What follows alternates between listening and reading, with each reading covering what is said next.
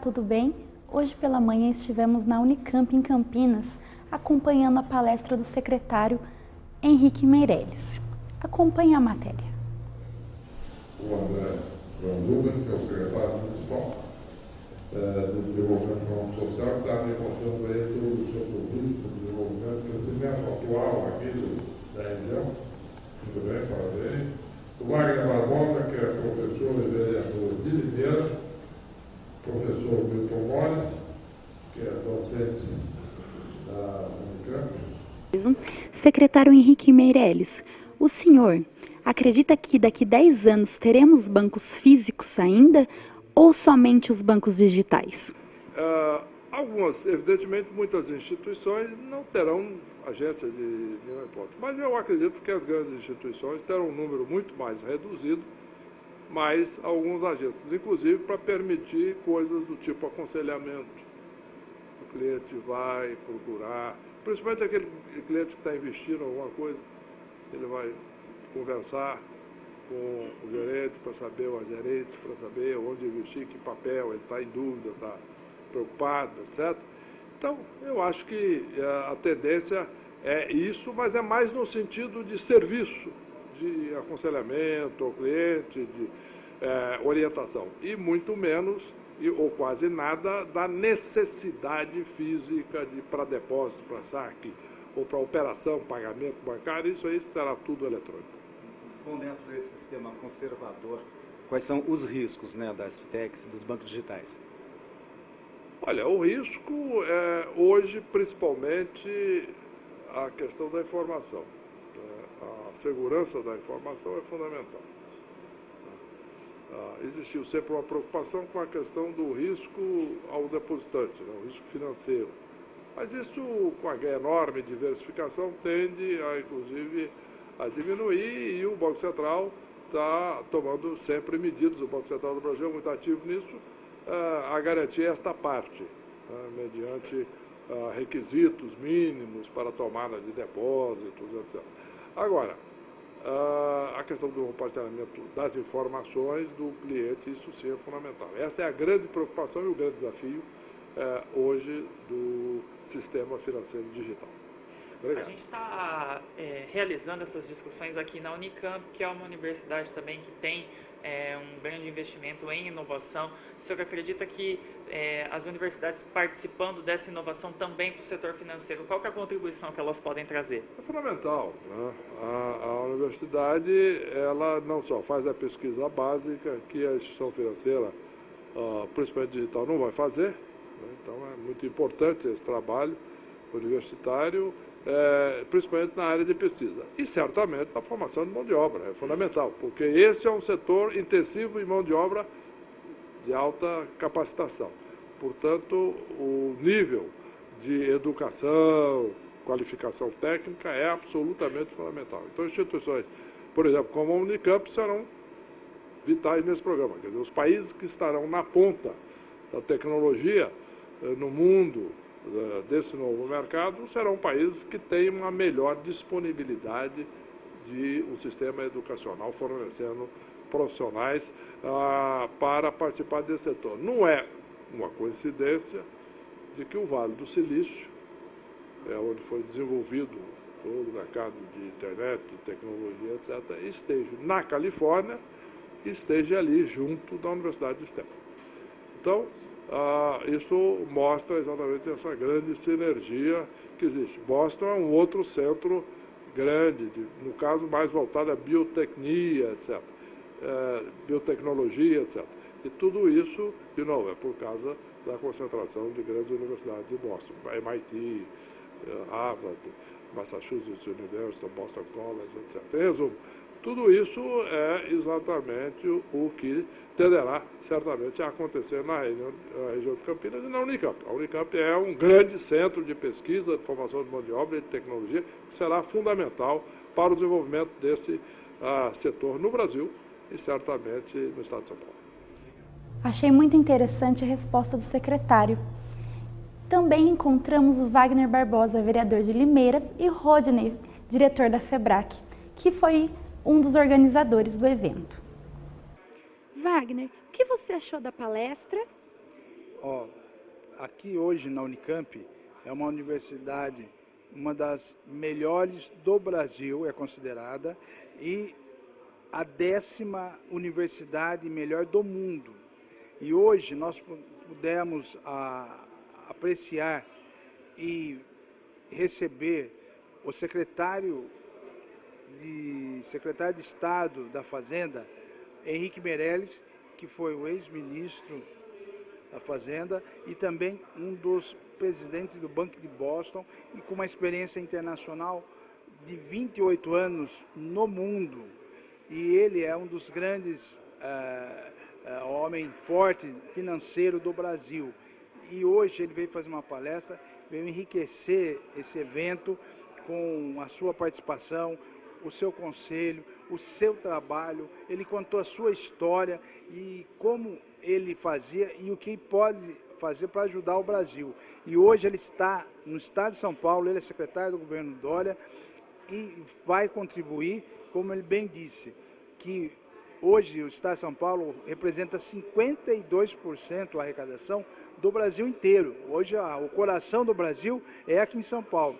Então você hoje participar de um evento aqui na Unicamp com uma pessoa, com um líder financeiro que é o Henrique Meirelles, é um privilégio muito grande, é um professor que eu quero seguir, é um líder e que eu admiro e reconheço que nós temos o privilégio de ter no Brasil um homem como o Henrique Meirelles. Então, aqui toda a equipe da Unicamp, todo o pessoal que está participando, aplaudiu o Henrique pela maneira, pela palestra fantástica, que vem enriquecer a todos nós com o seu grande conhecimento.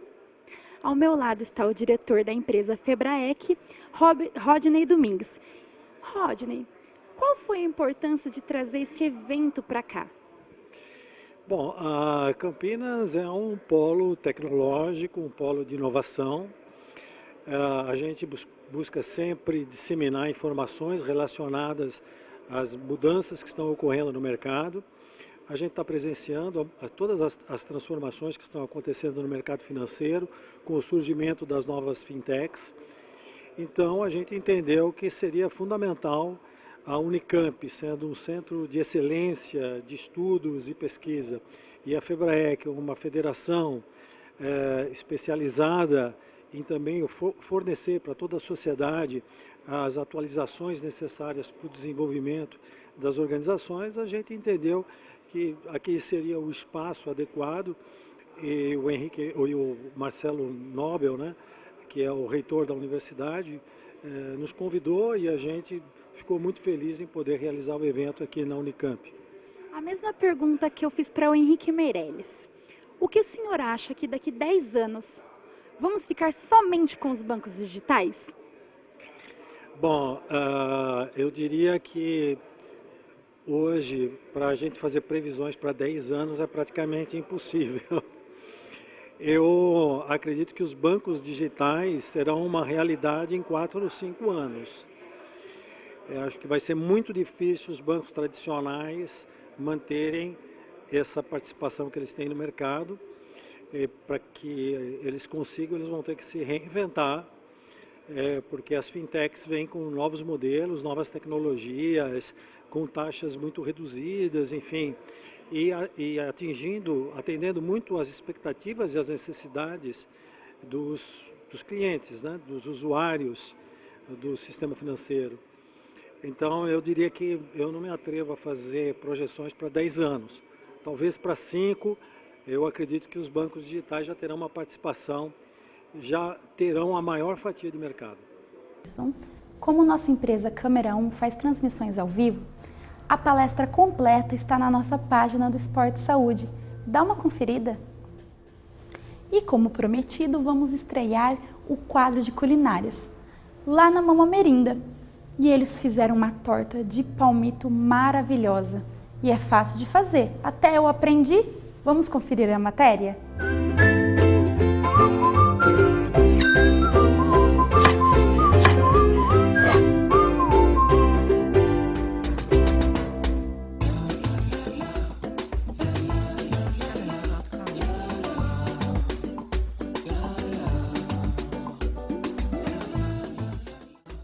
Olá pessoal, tudo bem?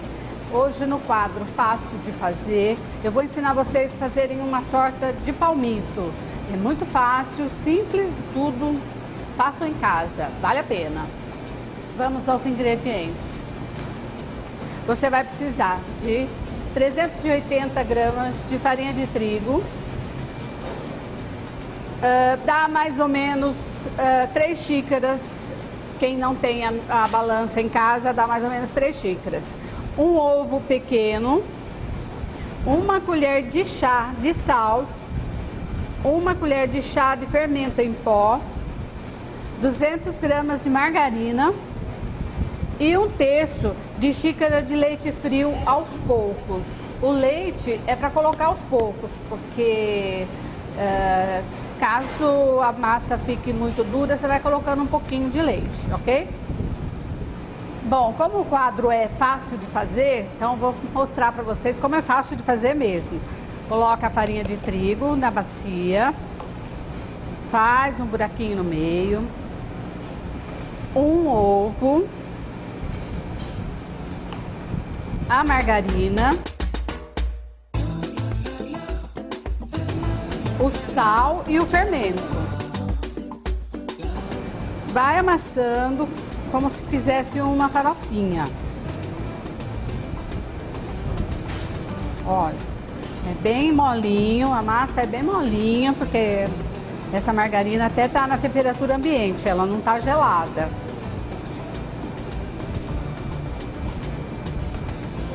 Então, o leite, como eu falei, o leite é aos poucos, eu não vou usar todo esse leite. Dá a impressão que não vai dar certo, né? Mas dá certo.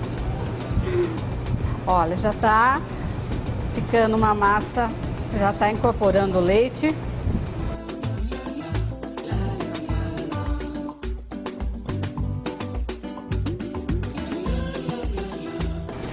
É fácil, fácil, nem é tão cansativo. Ela não é uma massa dura de trabalhar, ela vai ficar no ponto de abrir com o rolo ou até com a mão. Se você não tem rolo em casa, até com a mão dá para abrir, certo? A massa até a bacia ficar assim, ó, limpinha, não tem nada no fundo da bacia. Olha, é essa massinha aqui. Deixa ela descansar mais ou menos 1 hora na geladeira para você poder trabalhar com a massa. Eu tenho uma massa pronta que eu fiz um pouquinho antes, tá aqui, essa aqui é a minha massinha e o recheio dos ingredientes eu já tenho um recheio pronto que eu já trouxe o recheio pronto para montar a torta para vocês. Mas o recheio é fácil de fazer. Frita a cebola e o alho.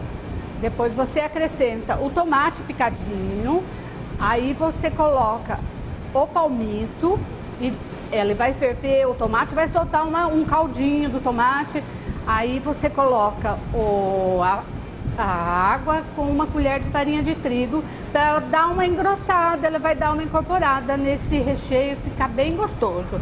Aí você coloca a azeitona, para quem gosta, quem não gosta não precisa. Acerta o sal, sal é a gosto e salsinha no final para deixar bem bonitinho, tá?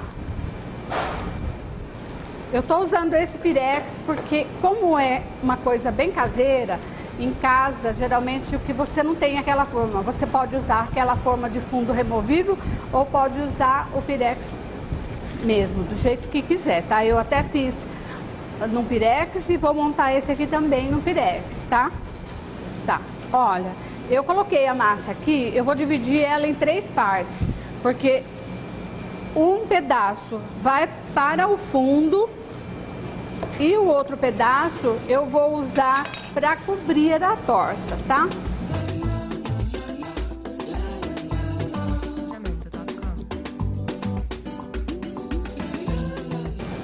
Quem não tiver rolo em casa, não precisa se preocupar, porque a massa é bem molinha, dá pra abrir e colocando no fundo da forma mesmo com a mão. Você abre de pedacinho e põe no fundo da forma, tá? A massa já está aberta.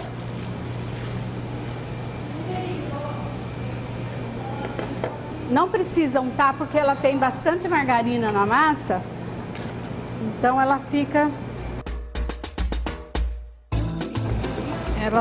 não vai colar na assadeira, tá? Dá até para consertar aqui, olha. Ó, como eu falei que a massa é molinha, dá para você colocar, acertar onde ficou furadinho, onde tem a massa muito fininha. Olha, assim. Às vezes tem algum cantinho que a massa tá muito fininha, então ela fura.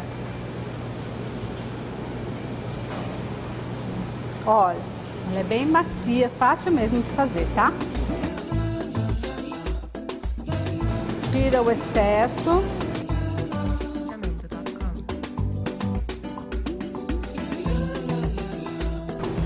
Olha, eu tô vendo que aqui tem um pedaço que tá muito fininha. Então, coloca um pouco embaixo, vai subindo ela. Olha, é isso aqui.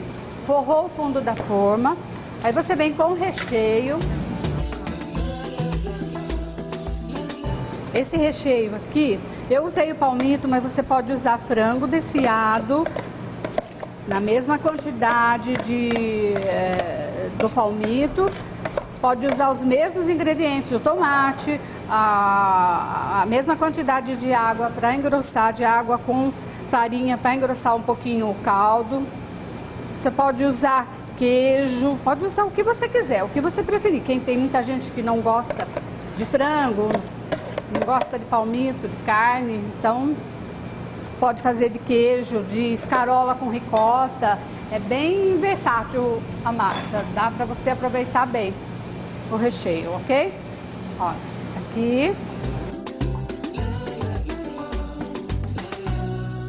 Agora nós vamos fazer a cobertura, tá?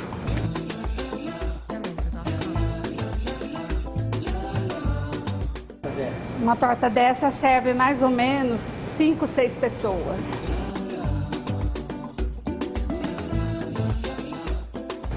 Olha, tá aqui aberto a tampinha, tá? Nós vamos levar aqui.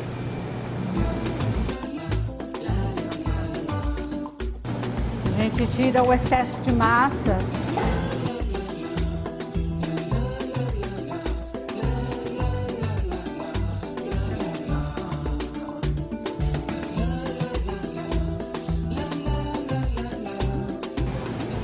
Aí você vem, fecha com o garfo, porque o vapor, quando ela está cozinhando, quando ela está assando, pode levantar a tampinha, tá? Então,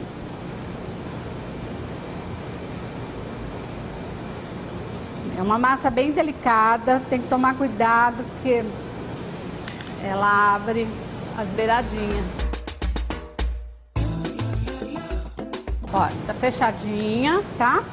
Agora a gente vai fazer um enfeitezinho nela para deixar ela um pouquinho mais bonitinha. Ó, tô usando 2 plásticos porque como a massa é molinha, ela não...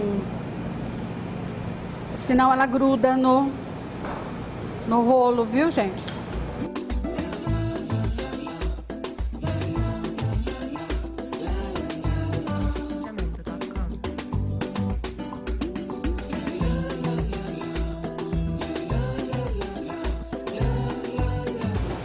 Olha, o restinho de massa que sobrar, você pode enfeitar do jeitinho que você quiser, tá? Aí é uma terapia. Enquanto você vai enfeitando, você vai usando a sua imaginação. Eu não sou muito boa nisso não, mas...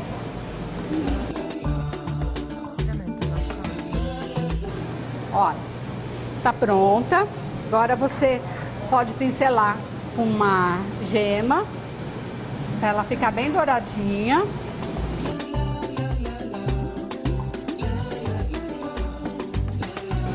Olha, eu assei no forno industrial, meu forno tinha 140 graus, mas você pode fazer em casa no forno em 200 graus, dá mais ou menos uns 40 minutos, ou até que ela esteja assim, douradinha assim, olha, tá?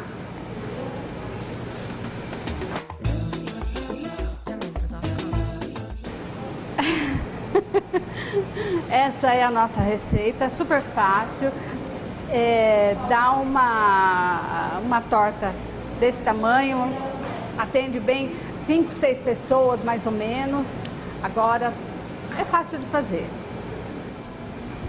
Bom, o resultado é esse, a torta fica uma delícia, aproveite agora nas festas de fim de ano, Natal, Ano Novo, uma recepção com os amigos e faça que fica uma delícia. Até a próxima!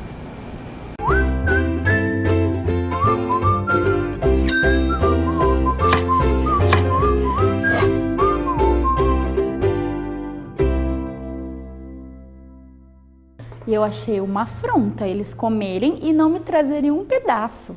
Antigamente era eu que ia lá comer e ficava aqui no estúdio passando vontade agora.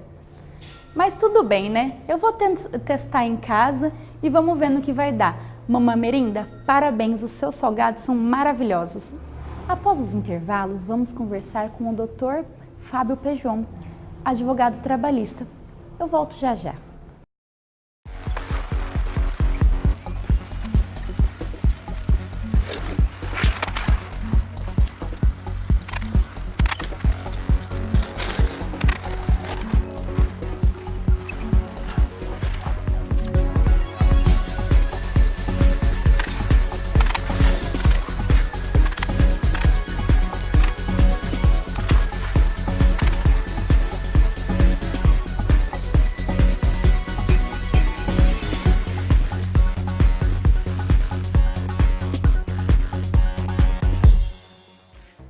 Smart Fit, professores formados, estacionamento coberto e com segurança. Uma super academia dentro do supermercado Covabra. Smart Fit Academia. Venha se exercitar aqui. Avenida Campinas, número 50, Vila Cidade Jardim, junto ao supermercado Covabra.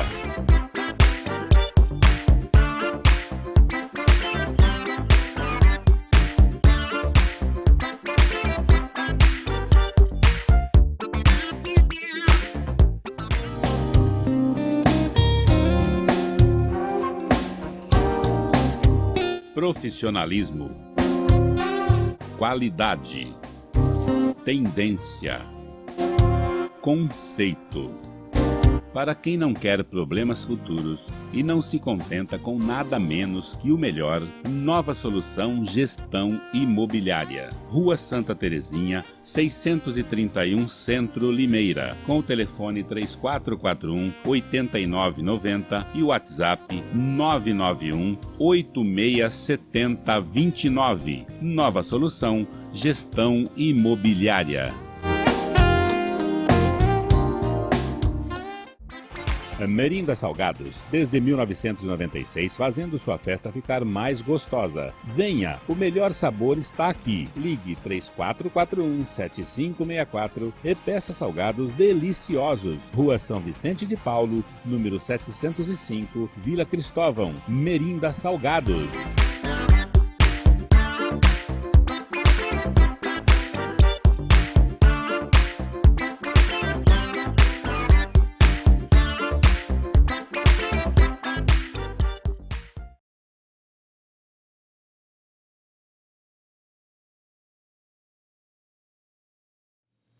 Essa medida provisória que foi publicada no último dia 12 de novembro, ela está sendo conhecida como Contrato Verde-Amarelo. O que seria esse Contrato Verde-Amarelo? É uma nova modalidade de contrato onde o governo federal está olhando para os jovens. Então, o primeiro requisito desse novo contrato de trabalho é a contratação de jovens entre 18 e 29 anos, que ainda não tiveram o seu registro em carteira de trabalho. Essa modalidade, ela trará alguns benefícios para a empresa, para que ela seja estimulada a contratar esses trabalhadores. O primeiro benefício é o não pagamento daquela alíquota de 20% da contribuição previdenciária, que é o INSS. Então, a empresa ela estará isenta desse pagamento, em contrapartida com o objetivo de contratar esse tipo de mão de obra. Com relação aos benefícios e os direitos dos trabalhadores contratados nessa nova modalidade, nós podemos destacar que a remuneração será de até um salário mínimo e meio, o fundo de garantia recolhido mensalmente para um trabalhador normal é de 8%, e para essa modalidade de contrato será de 2%, a multa do FGTS, que é pago em caso de rescisão sem justa causa do contrato de trabalho de 40% para trabalhador normal, será nessa modalidade verde e amarelo de 20%, e a principal novidade é que será devida para todas as modalidades de dispensa. Ou seja, se o trabalhador contratado nessa modalidade verde e amarelo for demitido com justa causa ou pedir demissão, também será devida essa multa correspondente a 20% dos depósitos do FGTS. Vale lembrar que essa modalidade de contratação ela passará a viger em 1º de janeiro de 2020 e terá validade até 31 de dezembro de 2022. Mais uma novidade que é trazida nessa modalidade de contrato, conhecida como verde e amarelo, é que após o trabalho durante o mês, o empregado ele receberá não só a remuneração daqueles dias trabalhados, mas também de forma proporcional o 13º salário, mais as férias e 1/3. Então, são essas as principais modalidades, as principais novidades que essa medida provisória, que acabou de sair do forno, vamos chamar assim, traz aí com o objetivo de realmente criar e incentivar a contratação desses jovens que estão buscando o primeiro emprego, que estão saindo da faculdade agora. E é importante a gente deixar bem claro aos nossos telespectadores que o governo federal ele está de olho nos jovens e acabando por esquecer daqueles trabalhadores um pouco mais experientes, que com esses benefícios que essa nova modalidade de contrato está trazendo, poderá acabar no desemprego em demissões desses empregados mais experientes, que têm um salário um pouco mais elevado, em detrimento dessa contratação desses jovens aí, que terão um salário menor, o governo, as empresas terão benefícios para a contratação, que é a redução de carga tributária. Isso poderá causar um desequilíbrio aí na faixa etária dos empregados, ou seja, deixar de contratar pessoas experientes ou até mandar embora para contratar esses jovens aí.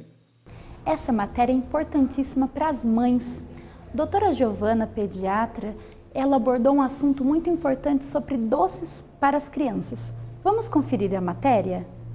Oi, pessoal. Meu nome é Giovana, eu sou pediatra e eu fui convidada para falar um pouquinho sobre os principais erros na alimentação da criança, né? A gente tem que ver assim, os primeiros 6 meses de vida, qual que é a alimentação correta para a criança? É o aleitamento materno, né? Às vezes a mãe não consegue por algum motivo amamentar a criança, aí a gente acaba complementando, mas o ideal é o aleitamento materno. Geralmente a gente espera até os 6 meses, né? Porque o aleitamento materno ele é completo até os 6 primeiros meses de vida, né? Não há necessidade de dar água, chá, suco, né? Até também porque quando você dá água, chá, suco, você acaba diminuindo o ganho de peso dessas crianças. Com 6 meses, a criança já começa a mostrar sinais de prontidão, de que ela está pronta para começar a alimentação. Quais são esses sinais? Por exemplo, o reflexo de protusão da língua, né? Antes dos 6 meses, tudo que você colocar na boca da criança, ela vai jogar para fora. Então, às vezes você quer começar a frutinha lá com 5 meses e aí a criança joga para fora. O que a mãe vai falar? Minha filha não gosta de comer, ela recusa o alimento, mas não é, que essa criança não está preparada, né? A gente já começa um erro alimentar aí, quando a mãe começa a taxar a criança como ruim de garfo, né? Ele não gosta de comer fruta porque essa criança não está preparada, né? Com 6 meses a criança começa a observar, ela começa a querer, né? Começa a querer comer aquilo que você está comendo, interesse, a criança está pronta para começar a alimentação. Então, quando a gente fala para a mãe assim, olha, mãe, agora a gente vai começar uma alimentação complementar para o seu filho, porque o seu leite agora já não é mais suficiente. Isso acontece por volta dos 6 meses de vida. A gente tem que ver que a gente está dando uma criança para a mãe com paladar branco, imaturo. Você vai fazer o paladar dessa criança, né? Então, por isso que a gente começa a alimentação com fruta, né? No comecinho fruta, e depois a gente introduz a papinha. A criança tem um paladar doce, mas a gente tem doce nas frutas, né? Não tem por que você dar doce, outro tipo de doce, né? A gente primeiro quer que essa criança coma o doce da fruta, né? Você está moldando o paladar dessa criança. Depois os legumes, as verduras, né? Quando você introduz bolacha, Coca-Cola, alimento industrializado, você está estragando o paladar dessa criança. De 6 meses a 1 ano de vida, a criança vai comer tudo que você der para ela. Geralmente acontece isso. A criança de peito, ela é um pouquinho mais chata, porque está muito cômodo para ela, né? Ela é muito gostoso mamar no peito, está cômodo. Então, assim, você tem que tirar a criança um pouquinho daquela zona de conforto, né? E às vezes é um pouco difícil, a criança recusa no começo. Então, o que você tem que fazer? Você tem que repetir os alimentos, né? Você deu a banana, a primeira vez que a criança não... Você deu, ela não aceitou muito. Você vai dar a segunda, na terceira vez a criança vai aceitar. Mas jamais você taxar a criança como ruim, ela não gosta de fruta, isso jamais. É necessário 10 exposições ao mesmo alimento para a gente falar que a criança não gosta de determinado alimento. Aí, com 1 ano de vida, essa criança ela diminui a velocidade de crescimento pela metade. No primeiro ano ela cresce bastante, do primeiro para o segundo ano essa velocidade de crescimento diminui. Então o normal é que essa criança comece a comer metade que ela comia antes. E aí a mãe estranha, a mãe fala assim, nossa, ela comia um prato inteiro, agora ela está comendo meio, meu filho não come. Aí você já começa a criar um problema aí dentro de casa. Mas não é, que o organismo dela não está pedindo mais aquele tanto de alimento, né? E é aí que as mães erram, porque a criança não come mais aquele tanto, e aí ela acaba tentando dar batatinha frita, alimento industrializado, porque quer que a criança coma aquilo que ela comia antes. E esse seria o caso, por exemplo, da criança se tornar obesa mesmo? Sim, porque a criança aprende que quando você introduz alimento industrializado, alimento calórico, a tendência dela é preferir esses alimentos, né? E isso geralmente acontece por volta de 1, 2 anos de idade, só que você ainda está moldando o paladar dela. Com 3 anos de idade, essa criança ela começa a ter aversão àquilo que ela não conhece. Então, ela começa a escolher. Então, se você colocou danoninho, bolacha, chocolate, ela não vai mais querer comer fruta, ela não vai querer comer a comida saudável, ela vai começar a escolher. Ela vai escolher skinny, salgadinho, isso é muito mais fácil, né? Aliás, eu até estava aguardando a senhora me chamar, quando eu conversei com uma mãe que foi atendida pela senhora, a menina dela tem 2 anos e meio, ela falou assim, minha filha não sabe o que é chocolate. E uma menina muito saudável e vive muito bem sem esse alimento. Sim, você tem que orientar a mãe que você vai fazer o paladar dessa criança. Se até os 3 anos você não deu chocolate, você não deu refrigerante, nem alimento industrializado, ela vai escolher aquilo que ela conhece. Então, ela vai escolher aquilo que é mais saudável. Legal. Doutora, muito obrigado pela sua atenção. E esperamos que volta e meia a senhora venha fazer algumas entrevistas e contar alguns outros casos para a gente, ok? Tá bom, eu que agradeço a oportunidade e sempre que precisar pode chamar. Viram só como é importantíssima essas dicas? Agora, para dar um reforço alimentar, vamos chamar a doutora Ângela Toledo, nutricionista. Roda a matéria. Dona Angélica, segundo uma estatística, 40% da nossa população infantil ela está obesa. Eu achei uns dados muito alarmantes. O que a senhora acredita que se dá isso? Boa tarde. Bom, além desse dado alarmante que você comentou, tem o agravante não é só a questão da obesidade, é a questão da deficiência grave também que essas crianças vêm trazendo de vitaminas e minerais importantes. Até pouco tempo atrás, ouvia-se muito falar em desnutrição infantil e hoje isso já não pouco se fala e isso tomou vulto para o lado da obesidade infantil, porém com deficiências nutricionais seríssimas. E isso tudo devido ao excesso de alimentos industrializados, né, riquíssimos em calorias e pobres em nutrientes, onde valor nutricional nenhum, é muito mais fácil abrir pacotes de salgadinhos ou até mesmo garrafas de refrigerantes do que comer uma fruta ou tomar um suco no lugar. E também tem um agravante que, na minha opinião, é muito importante ressaltar, é a inatividade física dessas crianças, né?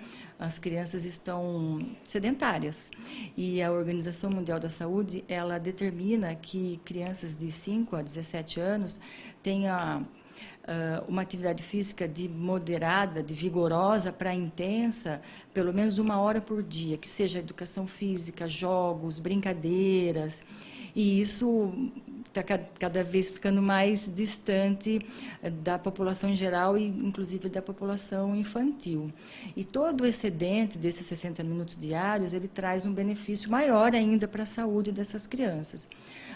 É muito bacana que os pais incentivem os seus filhos numa alimentação simples, nos intervalos das alimentações que ofereça frutas, bolos caseiros, comida mais simples e mais descomplicada. Incentive o consumo de verduras e legumes variados, diversificados, coloridos, de diversas formas, cozidos, picados, grelhados, assados, na forma de bolo, na forma de bolinho, no meio do próprio arroz. Tá? Porque é muito fácil falar assim, meu filho não come tal legume, mas já tentou de diversas formas. Às vezes ele não gosta da textura do legume cozido, mas gosta cru. Às vezes ele não gosta na salada, mas vai muito bem num bolinho de legumes. Então tem que sempre incentivar de diversas maneiras antes de afirmar que a criança não gosta disso ou daquilo. É sempre oferecer o melhor para a criança. E agora que chegando o Natal, chegando as festas, acho que a coisa piora, né? Olha, Natal, as festas, como você falou, é um momento festivo, tradicional, e as pessoas me perguntam o que comer nessas ocasiões. Não é nesta hora que a gente vai deixar de comer o assado da avó, ou o peru da tia, né? Na verdade, a alimentação ela tem que ser, a base alimentar saudável, ela tem que ser o ano todo. E eu costumo dizer que a alimentação ela é apenas um pilar para um estilo de vida saudável, porque entra a atividade física, entra horas de sono adequado, entra bom funcionamento do intestino, e entra também a alimentação, tá? É como você construir, como você fazer um alicerce de uma casa. Você tem uma base e você tem os pilares, né? Então, nós temos na vida saudável vários pilares também. E a alimentação é um pilar importante de sustentação, mas também tem as outras coisas que eu acabei de citar. Mas o final do ano é também um momento comemorativo. Não é momento de comer como se não houvesse amanhã, porque o amanhã, ele existe, ele está aí, e a gente depois, o prejuízo, quem vai ter que arcar é cada um. Cada um vai saber até onde pode ir. Essa consciência nutricional, o respeito à fome, a gente tem que começar a prestar mais atenção, comer com atenção plena, se preservar. Nós temos momentos de ganhar presentes, né? Aniversários, natais, se é criança, dia das crianças. Então, nós também temos os momentos para as guloseimas.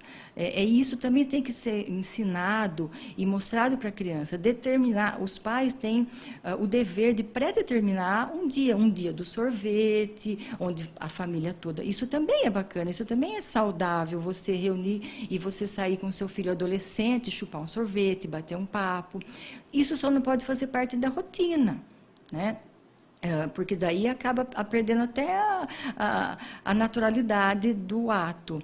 Mas o final de ano não é uma data para comer como se não houvesse amanhã, mas é uma data comemorativa e a gente tem que comer o que tiver na mesa, com critério, com responsabilidade, sabendo que o amanhã existe e depois é você que vai ter que correr atrás. Muito obrigado, doutora. Eu que agradeço a oportunidade de poder falar para vocês. Já anotei todas as dicas, mas eu só vou começar em janeiro, porque agora tem Natal, doce, peru. Vamos deixar a dieta para depois.